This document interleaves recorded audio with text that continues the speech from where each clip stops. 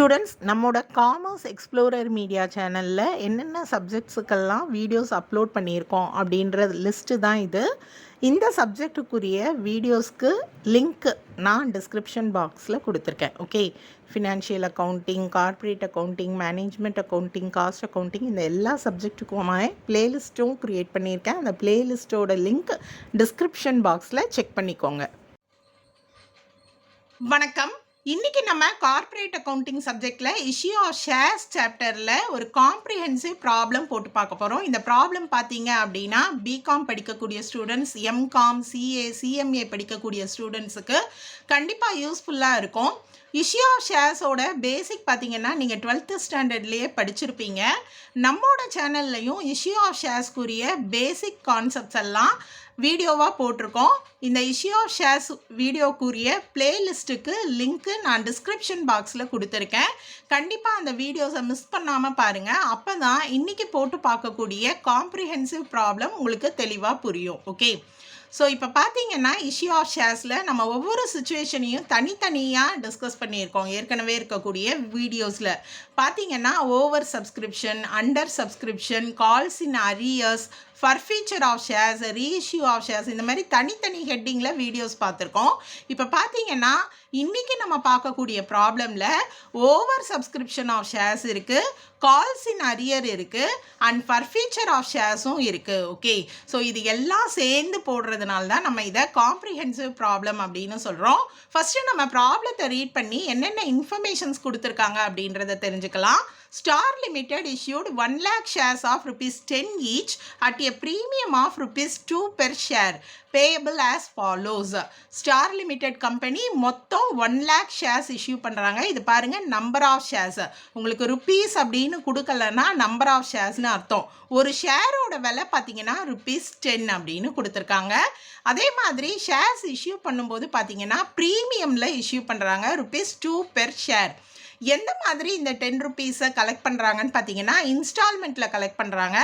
அப்ளிகேஷனுக்காக ₹2.50, அலாட்மெண்ட்டுக்காக ₹4.50 collect பண்ணுறாங்க. And first கால்க்காக ₹2.50, final கால்க்காக ₹2.50 collect பண்ணுறாங்க. இந்த அலாட்மெண்ட் மணியோட பார்த்தீங்க அப்படின்னா ப்ரீமியம் இன்க்ளூட் ஆகிருக்கு. ஓகே, ஸோ இப்போ பார்த்தீங்கன்னா கம்பெனி எத்தனை நம்பர் ஆஃப் ஷேர்ஸ் ரிசீவ் பண்ணியிருக்காங்கன்னா 1,50,000 அப்ளிகேஷன்ஸ் வேர் ரிசீவ்டு. கம்பெனிக்கு தேவை 1 lakh ஷேர்ஸ் தான், ஆனால் அப்ளிகேஷன்ஸ் ரிசீவ் ஆகிருக்கிறது பார்த்தீங்கன்னா 1,50,000 ஷேர்ஸுக்கு ரிசீவ் ஆகிருக்கு. Applications for 1,20,000 shares were allotted on pro rata basis and the rest were rejected. மொத்தம் 1,20,000 ஷேர்ஸ்க்கு வந்து ப்ரோரேட்டா அலாட்மெண்ட் பேசிஸில் அவங்க என்ன பண்ணியிருக்காங்கன்னா ஷேர்ஸை அலாட் பண்ணிட்டாங்க. மீதி இருக்கக்கூடிய 30,000 ஷேர்ஸ் இருக்குது இல்லையா, அதை வந்து டோட்டலாகவே ரிஜெக்ட் பண்ணிட்டாங்க. The surplus money received was adjusted towards the money due to allotment.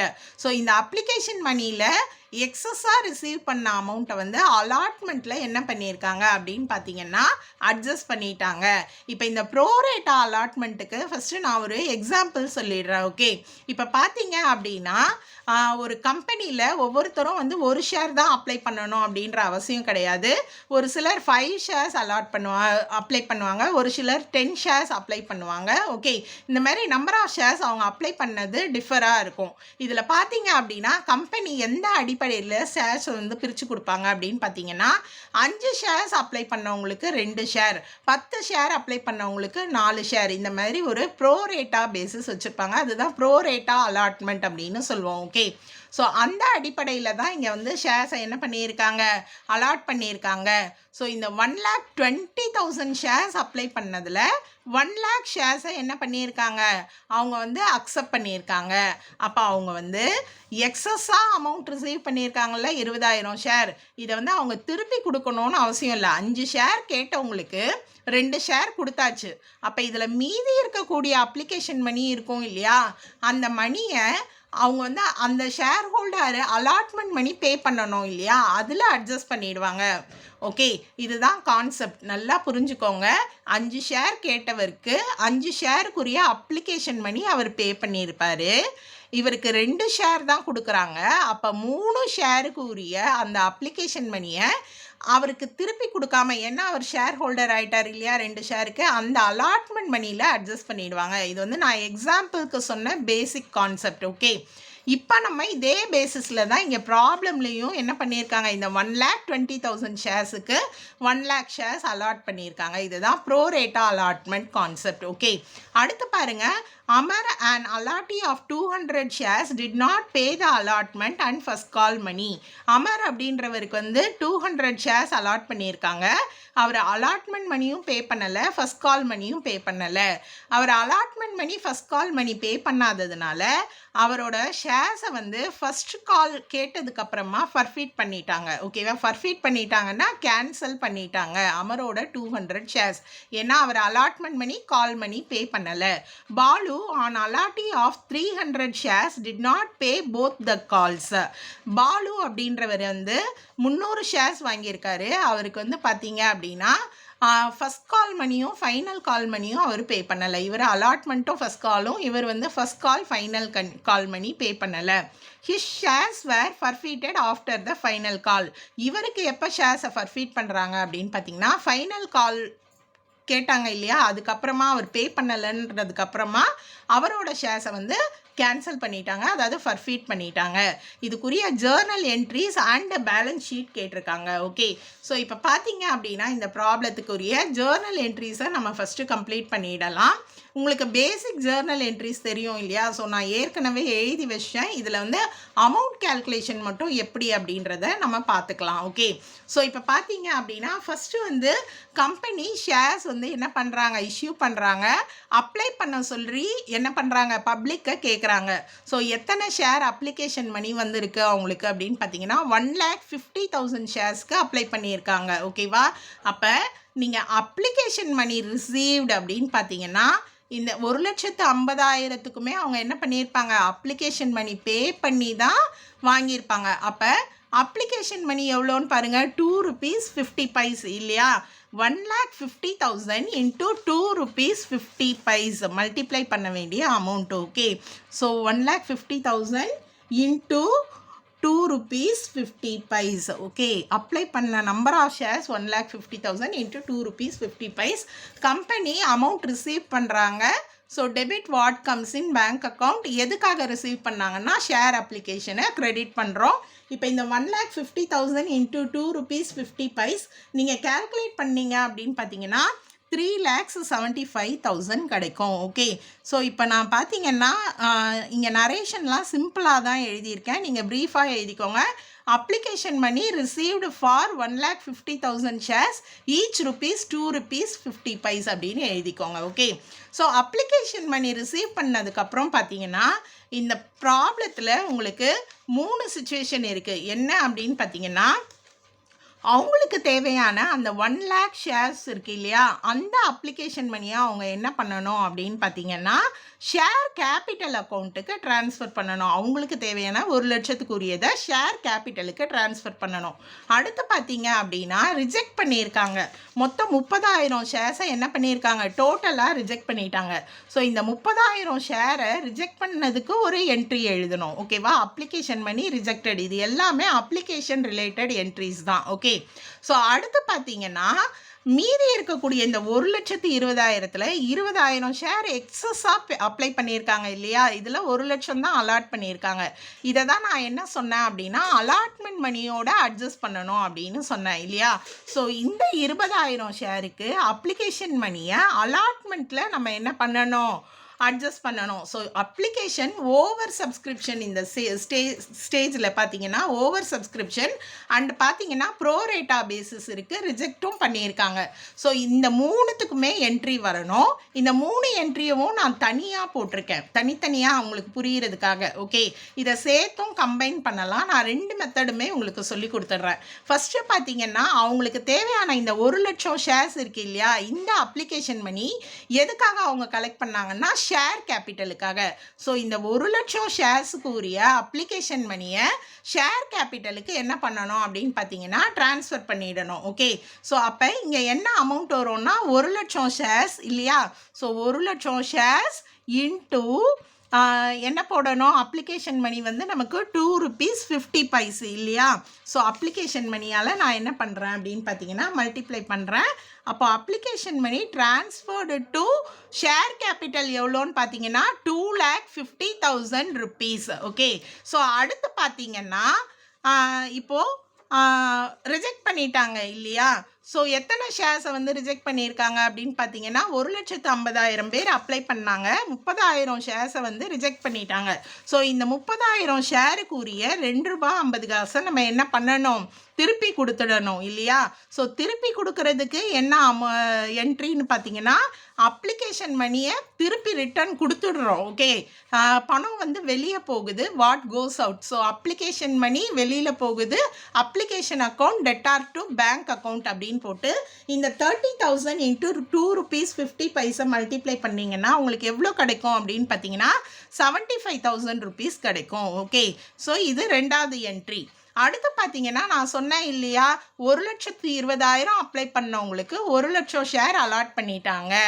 Okay, அந்த ஷேர் ஹோல்டர்ஸ் தான் வந்து இந்த 1,00,000 வாங்கியிருக்காங்க. அப்போ அவங்களோட எக்ஸஸ் அப்ளிகேஷன் மணியை நம்ம அலாட்மெண்ட் மணியில் என்ன பண்ணிடணும், அட்ஜஸ்ட் பண்ணிடணும். அப்போ அதுக்குரிய என்ட்ரி என்னன்னு பார்த்தீங்கன்னா application money debtor to share allotment account. அப்ளிகேஷனுக்காக ரிசீவ் பண்ணதை நான் அலாட்மெண்ட்டுக்காக என்ன பண்ணிடுறேன், அட்ஜஸ்ட் பண்ணிடுறேன். இதுதான் என்ட்ரி. அப்போ எத்தனை நம்பர் ஆஃப் ஷேர்ஸுக்கு வந்து அலாட்மெண்ட்டில் அட்ஜஸ்ட் பண்ணுறாங்க அப்படின்னு பார்த்தீங்கன்னா 20,000 ஷேர்ஸுக்கு அலாட் பண்ணுறாங்க. அப்போ நம்ம இதை என்ன மல்டிப்ளை பண்ணணும், அமௌண்ட் என்ன வரும்னா 20,000 ஷேருக்கு ₹2.50 அப்படின்னு நம்ம அலாட் பண்ணுறோம் இல்லையா? ஸோ நீங்கள் மல்டிப்ளை பண்ணீங்க அப்படின்னா எவ்வளோ கிடைக்கும், உங்களுக்கு 50,000 கிடைக்கும். ஓகே, ஸோ இப்போ நான் இந்த 3 என்ட்ரியவும் பிரித்து போட்டிருக்கேன். ஒன்று வந்து அப்ளிகேஷன் மணி ஷேர் கேபிட்டலுக்கு ட்ரான்ஸ்ஃபர் ஆகுது, இன்னொன்று ரிஜெக்ட் ஆகுது. அடுத்து பார்த்தீங்கன்னா நம்ம அட்ஜஸ்ட் பண்ணுறோம். இந்த 3 என்ட்ரிலையுமே பார்த்தீங்க அப்படின்னா பேஸ் என்னன்னா டெபிட்டில் வந்து ஷேர் அப்ளிகேஷன் அக்கௌண்ட் தான் இருக்குது இல்லையா? ஸோ கிரெடிட் மட்டும்தான் உங்களுக்கு மாறி இருக்குது. அதனால் நீங்கள் இந்த மாதிரி தனித்தனியாக என்ட்ரி போடாமல் share application debtor to share capital to bank account to share allotment account அப்படின்னு சொல்லி போட்டுக்கலாம். ஓகே,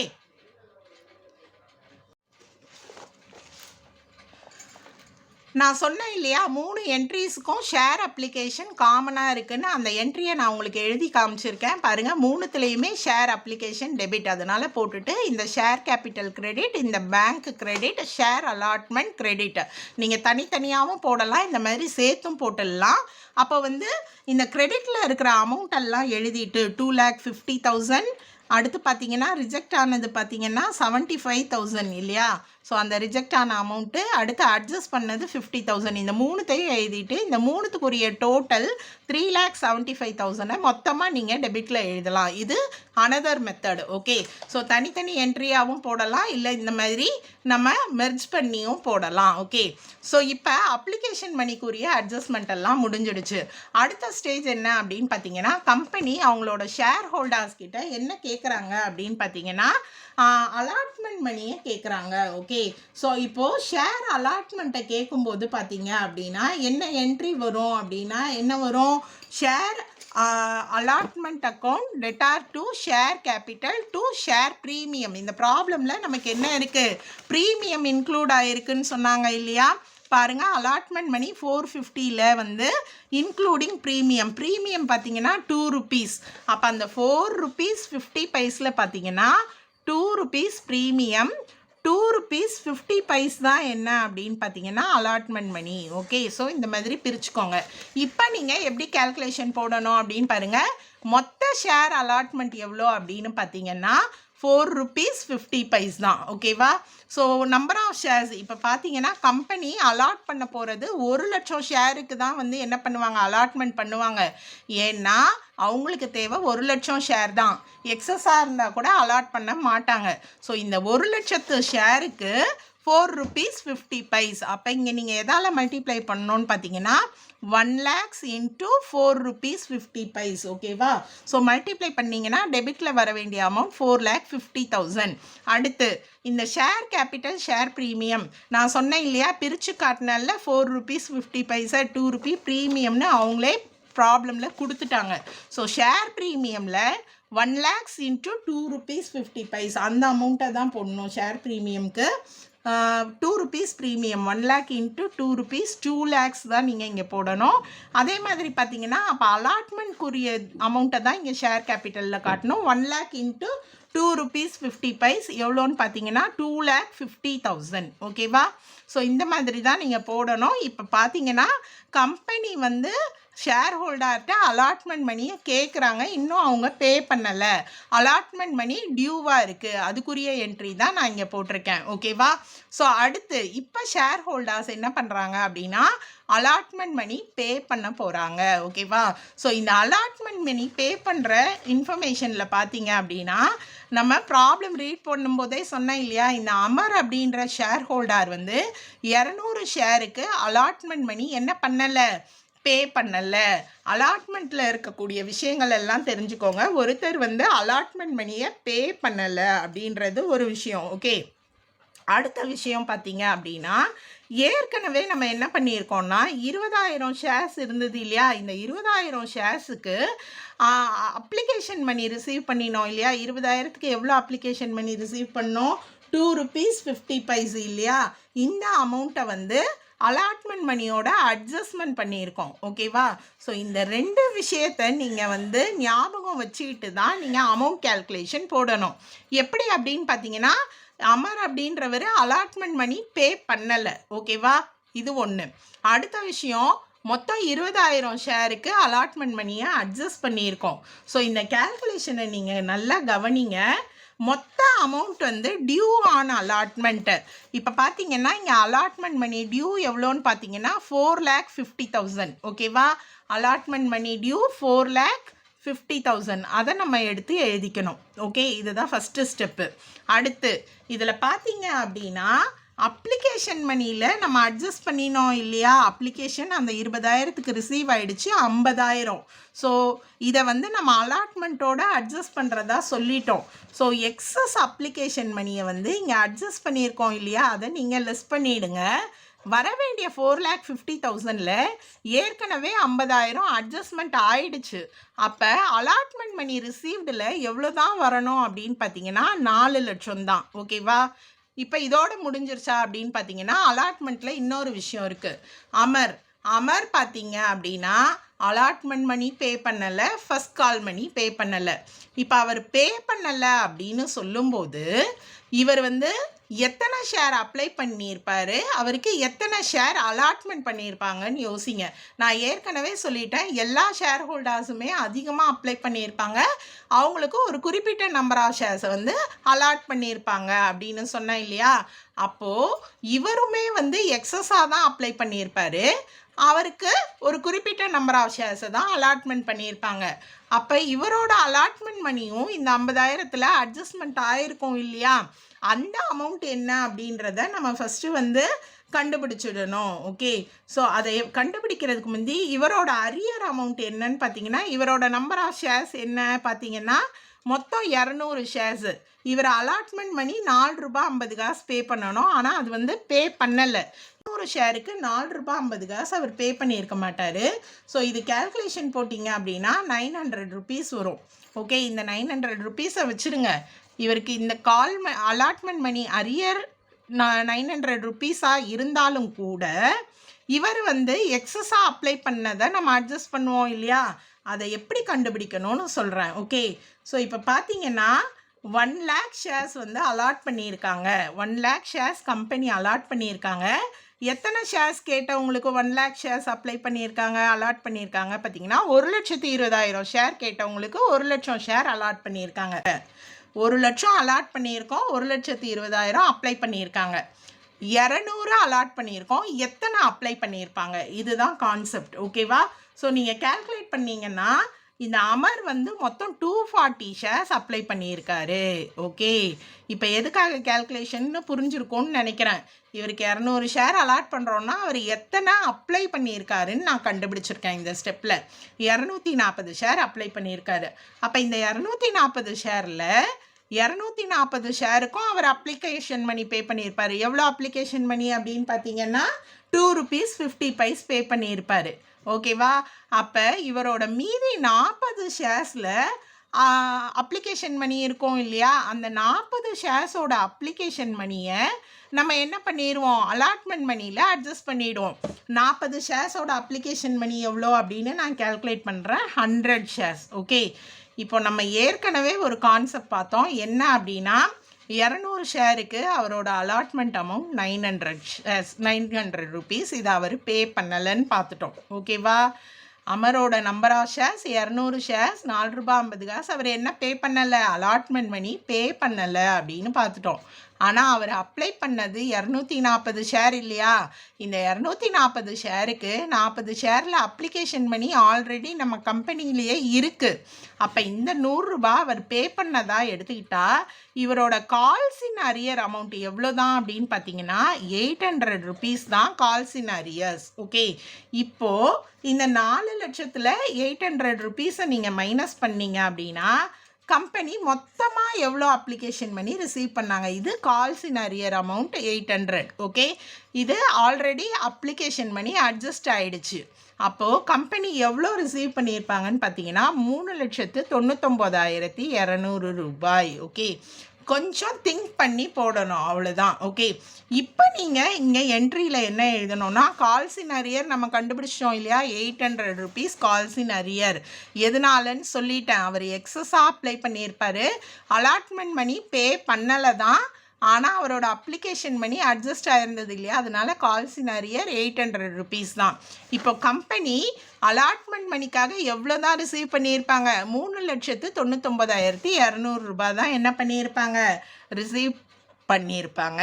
ஸோ ஷேர் அலாட்மெண்ட், மொத்த ஷேர் அலாட்மெண்ட் அமௌண்ட் எவ்வளோ அப்படின்னு பார்த்தீங்கன்னா உங்களுக்கு வந்து ஷேர் அலாட்மெண்ட் அமௌண்ட் வந்து 4 lakhs. ஓகே, இது ரெண்டுத்தையும் ஆட் பண்ணினா, ஆனால் அந்த 4 lakhs-ஐ வந்து கால்ஸ் இன் அரியர் இவ்வளோ அப்படின்னு போட்டிருக்கோம். ஓகேவா, அடுத்து கம்பெனி என்ன பண்ணுறாங்க அப்படின்னு பார்த்தீங்கன்னா அவங்களோட ஷேர் ஹோல்டர்ஸ் கிட்ட ஃபஸ்ட் கால் மணி பே பண்ண சொல்லி கால் பண்ணியிருக்காங்க. இன்னும் என்ன பண்ணலை, ஷேர் ஹோல்டர்ஸ் அமௌண்ட்டு பே பண்ணலை, ஃபஸ்ட் கால் மணி டியூவாக இருக்குது. ஓகே, கால் மணி டியூக்கு என்ன என்ட்ரி அப்படின்னு பார்த்தீங்கன்னா share first call account debtor to share capital account. Okay, so இப்போ பார்த்தீங்க அப்படின்னா ஃபஸ்ட் காலோட அமௌண்ட் என்ன அப்படின்னு பார்த்தீங்கன்னா ஃபஸ்ட் கால் ₹2.50 அப்படின்னு கொடுத்துருக்காங்க. ஓகே, இந்த ₹2.50 அவங்க எத்தனை ஷேர்ஸ் வந்து அலாட் பண்ணியிருக்காங்க, 1 lakh ஷேர்ஸ் இல்லையா, அதால் நீங்கள் மல்டிப்ளை பண்ணி போட்டுக்கோங்க. இப்போ பார்த்தீங்கன்னா கம்பெனிக்கு 1 lakh ஷேர்ஸ், அதில் ₹2.50 மல்டிப்ளை பண்ணி 2,50,000. இதுதான் வந்து ஃபஸ்ட் காலுக்காக வர வேண்டிய அமௌண்ட்டு. ஓகேவா, ஸோ அடுத்து வந்து இதை எடுத்து எழுதிக்கோங்க, narration being share first call money due. அடுத்து பார்த்தீங்க அப்படின்னா நம்ம எவ்வளோ கால் மணி ரிசீவ் ஆச்சோ அதை எடுத்து எழுதணும். ஓகே, இப்போ எவ்வளோ கால் மணி ரிசீவ் ஆகிருக்கோம் அப்படின்றத பார்ப்போமா. ஏற்கனவே நம்ம பார்த்துட்டோம், அமர் அப்படின்றவர் ஃபஸ்ட் கால் மணியும் பே பண்ணலை. ஸோ இவர் பே பண்ணாத நம்பர் ஆஃப் ஷேர்ஸ் எத்தனை அப்படின்னு பார்த்தீங்கன்னா 200 ஷேர்ஸ் வந்து அவருக்கு என்ன பண்ணலை, ஃபஸ்ட் கால் அமௌண்ட்டு பே பண்ணலை. ஓகே, ஸோ அந்த 200 ஷேர்ஸை நான் இங்கே எடுத்து எழுதிக்கிறேன். அடுத்து பார்த்தீங்க அப்படின்னா Balu an allottee of 300 shares did not pay both the calls. Balu அப்படின்றவர் 300 ஷேர்ஸுக்கு என்ன பண்ணலை, 2 கால் அமௌண்ட்டும் பே பண்ணலை. இப்போது இது அமரோட நம்பர் ஆஃப் ஷேர்ஸு, இது பாலுவோட number of shares. Okay, so Amar வந்து 200 ஷேருக்கு பே பண்ணல, பாலு 300 ஷேருக்கு பே பண்ணலை. ஃபஸ்ட் காலோட அமௌண்ட் எவ்வளோ அப்படின்னு பார்த்தீங்கன்னா ₹2.50. இவங்க 2 பேருமே அமௌண்ட்டை பே பண்ணலை, கால் இன் அரியர். ஓகே, ஸோ இது ரெண்டுத்தையும் நீங்கள் மல்டிப்ளை பண்ணுங்கள். இவருக்கு 500 ருபீஸ், இவருக்கு பார்த்தீங்க அப்படின்னா 300 × 250 750. ஓகேவா, ஸோ அப்போ நீங்கள் டோட்டல் பண்ணிங்கன்னா 1250. இப்போ பார்த்தீங்கன்னா ஃபஸ்ட் கால் வர வேண்டிய அமௌண்ட்டுன்னு பார்த்தீங்கன்னா 2,50,000 இல்லையா. ஸோ அந்த 2,50,000-ஐ இங்கே ஷேர் ஃபஸ்ட் காலில் கரெக்டாக எடுத்து எழுதிடுங்க கிரெடிட்டில். ஓகே, இதுதான் வர வேண்டிய அமௌண்ட்டு. ஆனால் வந்தது எவ்வளோ அப்படின்னு பார்த்தீங்கன்னா 500 ஷேருக்கு அமௌண்ட் வரலை. ஓகே, மொத்தம் 1 லட்சம் ஷேரில் இந்த 500 ஷேருக்கு அவங்க ரிசீவ் பண்ணலை.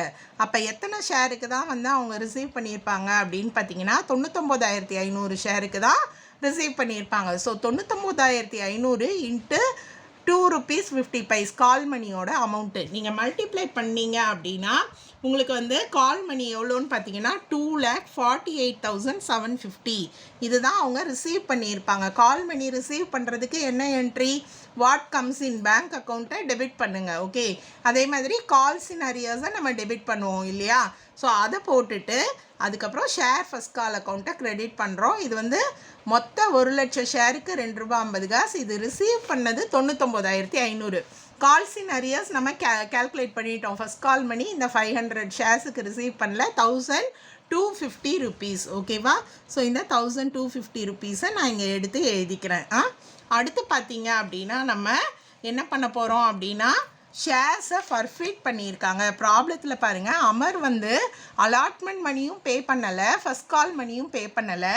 ஃபஸ்ட் கால் மணி அவர் பே பண்ணலை அப்படின்ன உடனே அவரோட ஷேர்ஸை என்ன பண்ணிடுறாங்கன்னு பார்த்தீங்கன்னா ஃபர்ஃபிட் பண்ணிடுறாங்க. ஓகே, அதாவது ஷேர்ஸை வந்து என்ன பண்ணுறாங்க, கேன்சல் பண்ணிடுறாங்க. ஆஃப்டர் த ஃபஸ்ட் கால் அமரோட ஷேர் மட்டும் இங்கே கேன்சல் ஆகுது. ஓகே, ஸோ ஃபர்ஃபீச்சருக்குரிய என்ட்ரியை நம்ம எழுதணும். ஃபஸ்ட்டு கால் முடிஞ்ச உடனே ஃபர்ஃபீச்சருக்குரிய என்ட்ரி எழுதணும்.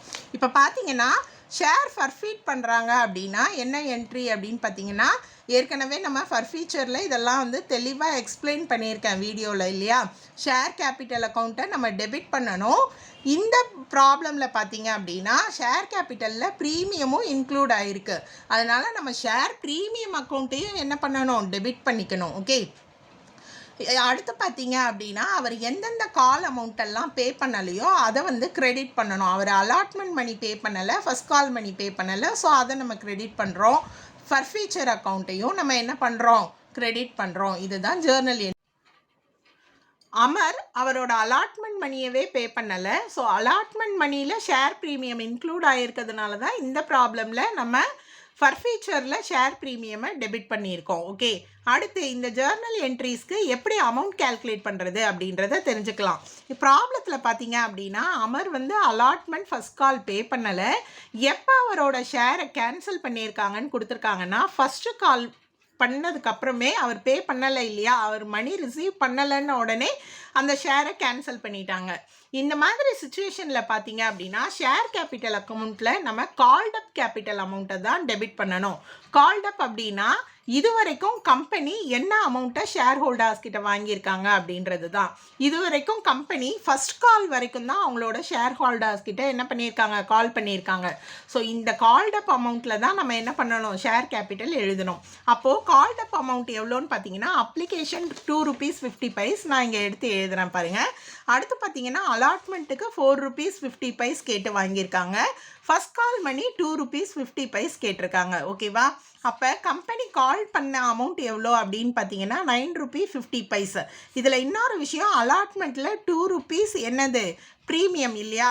ஸோ இந்த ₹2 நீங்கள் மைனஸ் பண்ணிட்டீங்கன்னா ஷேர் கேபிட்டல் ₹7.50 தான். ₹2 நம்ம எதில் காட்டணும், ஷேர் ப்ரீமியமை தனியாக காட்டணும் இல்லையா. அப்போது அமரோட நம்பர் ஆஃப் ஷேர்ஸ் எத்தனைன்னு பார்த்தீங்கன்னா 200 ஷேர்ஸ். நீங்கள் எப்படி கேல்குலேஷன் பண்ணணும்னா 200 ஷேர்ஸ் இன்ட்டு ₹7.50 இதால் தான் மல்டிப்ளை பண்ணணும். ஓகே, ஸோ நீங்கள் இப்போ மல்டிப்ளை பண்ணிங்கன்னா இந்த ஷேர்ஸுக்கு எவ்வளோ அமௌண்ட் கிடைக்கும், ₹1,500. அதே மாதிரி ஷேர் ப்ரீமியம் எவ்வளோன்னு சொல்லியிருந்தாங்க ப்ராப்ளமில், ₹2 அப்படின்னு கொடுத்துருந்தாங்க இல்லையா. ஸோ அதை நம்ம மல்டிப்ளை பண்ணலாம், ₹400. ஓகே, இப்போது அமரோட கால்ஸ் இன் அரியர்ஸ். இங்கே நீங்கள் ஒரு விஷயத்தை நல்லா யோசிக்கணும். அமர் வந்து அலாட்மெண்ட் மணி பே பண்ணலை, அதே மாதிரி பார்த்தீங்கன்னா ஃபஸ்ட் காலோட அமௌண்ட்டு பே பண்ணலை இல்லையா. அப்போ 200 ஷேருக்கு அவரோட அலாட்மெண்ட் மணியவும் ஃபஸ்ட் காலையும் மல்டிப்ளை பண்ணுவோமா அப்படின்னு பார்த்தா அலாட்மெண்ட்டில் இந்த ப்ராப்ளமில் ஒரு டிஃப்ரென்ஸ் இருந்தது. என்ன அப்படின்னு பார்த்தீங்கன்னா அமர் வந்து ஏற்கனவே இந்த கேல்குலேஷன் பார்த்தோம், 240 ஷேர்ஸ் அப்ளை பண்ணியிருக்காரு. அதில் அவருக்கு 200 ஷேர்ஸ் அலாட் பண்ணியிருக்காங்கன்னு பார்த்தோம். அப்போ இந்த 40 ஷேர்ஸுக்குரிய அப்ளிகேஷன் பண்ணி அலாட்மெண்ட்டில் அட்ஜஸ்ட் ஆகுதுன்ற கேல்குலேஷன் போட்டோம் இல்லையா. ஸோ அந்த கேல்குலேஷனில் பார்த்தீங்க அப்படின்னா இவரோட அலாட்மெண்ட் அரியர் எவ்வளோன்னு பார்த்தீங்கன்னா ₹800 தான். இந்த ₹800 தான் நம்ம இங்கே வந்து காட்டணும். ஓகே, ஸோ அப்போ அலாட்மெண்ட்டுக்குரிய ₹800 எது அப்படின்னு பார்த்தீங்கன்னா அமௌண்ட் என்னன்னு பார்த்தீங்கன்னா 800 rupees. அதுக்கப்புறமா ஃபஸ்ட்டு காலுக்குரிய அமௌண்ட்டு 2 rupees 50 paise. அதாவது 200 ஷேர்ஸுக்கு 2 rupees 50 paise. நீங்கள் மல்டிப்ளை பண்ணால் 500. Okay, so 800 + 500 1300. இதுதான் வந்து கால்ஸ் இன் அரியருக்குரிய அமௌண்ட். ஓகே, அலாட்மெண்ட்டில் வந்து நம்ம ஏற்கனவே போட்ட கேல்குலேஷனில் இருக்க அமௌண்ட்டை தான் எழுதணும். இது வந்து கால் மணி அரியராக இருக்குது. ஸோ இப்போ பார்த்தீங்கன்னா டெபிட்டில் டோட்டல் எவ்வளோ 1900, கிரெடிட்டில் பார்த்தீங்கன்னா 1300. இந்த 1900க்கும் 1300க்கும் இருக்கிற டிஃப்ரென்ஸ் தான் ஷேர் ஃபார் ஃபீச்சரில் நம்ம எடுத்து எழுதுவோம் 600 rupees. ஓகே, அடுத்து பார்த்தீங்கன்னா கம்பெனி அவங்களோட ஃபைனல் காலை ஷேர் ஹோல்டர்கிட்ட பே பண்ண சொல்லி கேட்குறாங்க. ஃபைனல் கால் டியூவாக இருக்குது. ஃபைனல் கால் டியூ அப்படின்னு சொல்லும்போது நம்ம இங்கே என்ன பண்ணணும் அப்படின்னு பார்த்தீங்கன்னா அதுக்குரிய அமௌண்ட்டை எழுதணும். எவ்வளோ ஃபைனல் கால் டியூ அப்படின்ற அமௌண்ட்டை எழுதணும் இல்லையா? இப்போ இன்னொரு விஷயத்தை ஞாபகம் வச்சுக்கோங்க. கம்பெனி வந்து அலாட் பண்ணினது 1 லட்சம் ஷேர், அவங்க இஷ்யூ பண்ணது 1 லட்சம், அலாட் பண்ணதும் 1 லட்சம்.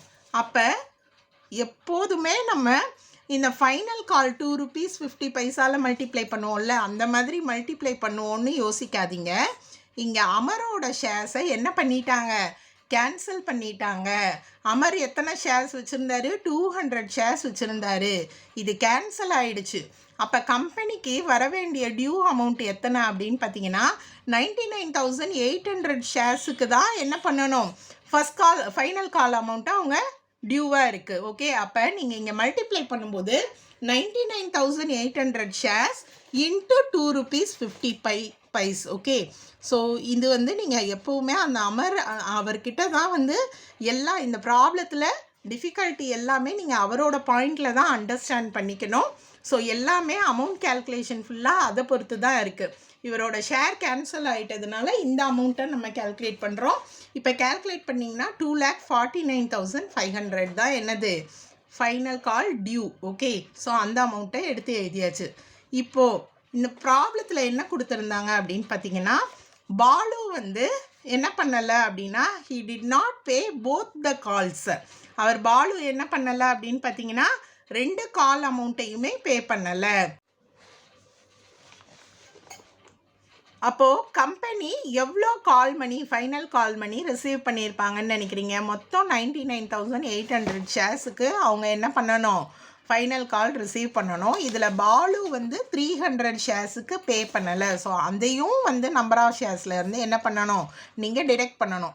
அப்போ கம்பெனி எவ்வளோ தான் ரிசீவ் பண்ணியிருப்பாங்க ஃபைனல் கால் மணின்னு பார்த்தீங்கன்னா இந்த 99,500 ஷேர்ஸுக்கு தான் என்ன பண்ணியிருப்பாங்க 2 rupees 50 paise கலெக்ட் பண்ணியிருப்பாங்க. ஸோ 99,500 ஷேர்ஸுக்கு அவங்க 2 rupees 50 paise கலெக்ட் பண்ணினா என்ன அமௌண்ட்டு கிடைக்கும்னு பாருங்கள், 2,48,750. ஓகே, ஸோ அப்போ இந்த 300 ஷேருக்கு பே பண்ணலை இல்லையா, அதை நம்ம என்னென்னு எழுதுவோம், கால்ஸ் இன் அரியர்ஸ்.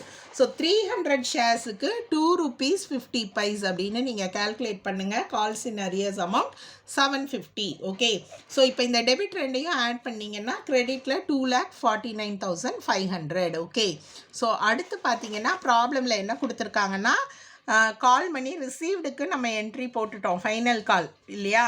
இப்போது பாலுவோட ஷேர்ஸையும் என்ன பண்ணுறாங்க அப்படின்னா ஃபர்ஃபீட் பண்ணிட்டாங்க. அவர் 300 ஷேர்ஸுக்கு ஃபைனல் கால் அமௌண்ட் பே பண்ணலை. அவரோட ஷேர்ஸை ஃபர்ஃபீட் பண்ணதுக்குரிய என்ட்ரி இங்கே எழுதியிருக்கேன்.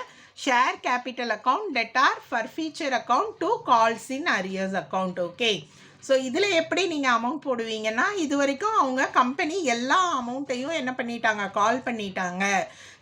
ஃபர்ஃபீச்சரை பொறுத்த வரைக்கும் கால்டப் அமௌண்ட்டுன்னு ஞாபகம் வச்சுக்கோங்க ஷேர் கேபிட்டலுக்கு. ஓகே, அப்போ தான் ஈஸியாக இருக்கும்.